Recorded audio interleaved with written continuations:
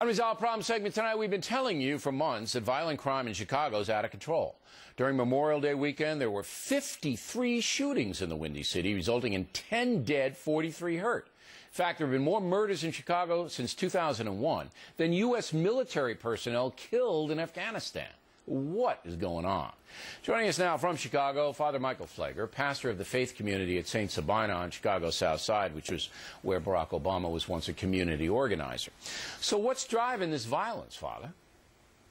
Well, I think there's a number of things. I think that, first of all, I think Chicago is the poster boy right now for it, but I think it's an epidemic across the country that we're largely ignoring because the victims are primarily black and brown.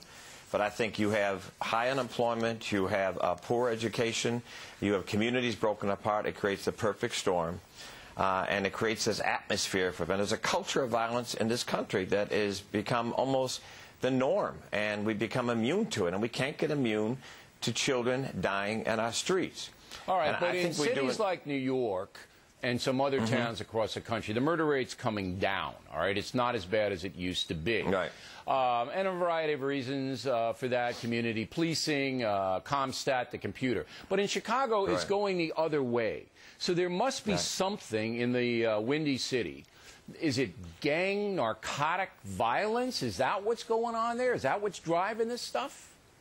Well, I think gangs is part of it, but I think, you know, we have a new police chief now. I think he's doing a good job. He's bringing a lot of new strategies. But I think three areas that we're continuing to ignore nationally and locally is, number one, this proliferation of guns. When we have neighborhoods where I live, and there's more guns than there are computers, that's an issue.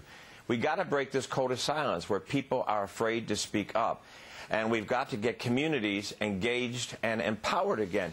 Police can do a piece of the problem, but police are one part of the problem. And I think communities have laid back and feel like, okay, police, you say you can solve it, you solve it.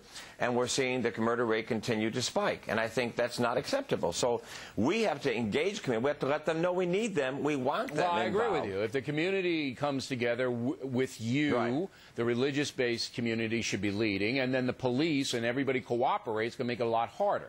On the gun front, has to be equal partners. You know, the narcotics dealers are going to get guns no matter what you do. And then the argument can be made, and when an elderly black man in South Side of Chicago got prosecuted because he said, I'm tired of people breaking into my house, I've got a gun, and I need it for protection. Now, I'm not taking the gun away from that man, Father. I'm sorry. He has a right to protect himself. Right, but here's why I disagree with it. I understand the Second Amendment. We've been interpreted. People have a right to own guns. I have no problem with that. All I'm saying is that we need to title guns like cars. And they say, well, criminal's always going to get the gun.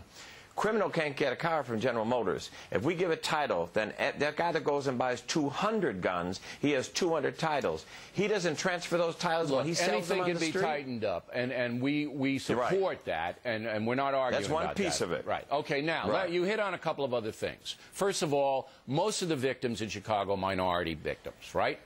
Yes, Do you, as a Catholic priest, make any correlation between above 70% in the black community out of wedlock birth rate, whereas babies are being born primarily to single mothers who are poor, who have trouble supervising, no father in the house? Do you make any correlation between the morality of that situation and the violent crime you're seeing? No, no, I don't make a relation on that. What I do make a connection with is that we are living in a society where the family is broken apart, neighbors are broken apart. We're a country now that we don't talk to one another. Are not neighborhoods anymore. And from the pulpit, you have a lot of African Americans in your church. I've been in your church. Do you tell them not to have babies out of wedlock?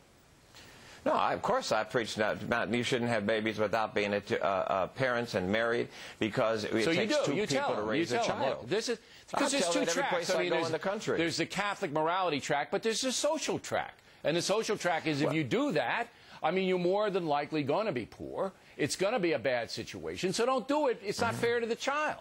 And what's the response to that?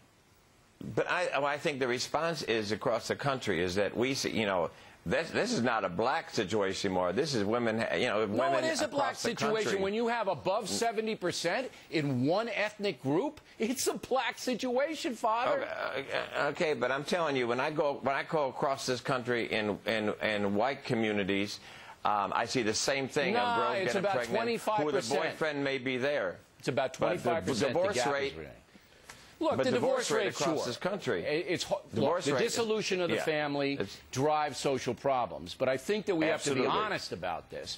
The more you have, and you put your finger on it, the more you have chaos in the family, the more violent crime you're going to have. Now, Father, I want to have you back because I do want to talk about you and President Obama. I know you're a friend of his and this and that, and I appreciate you stepping up tonight. Very good conversation.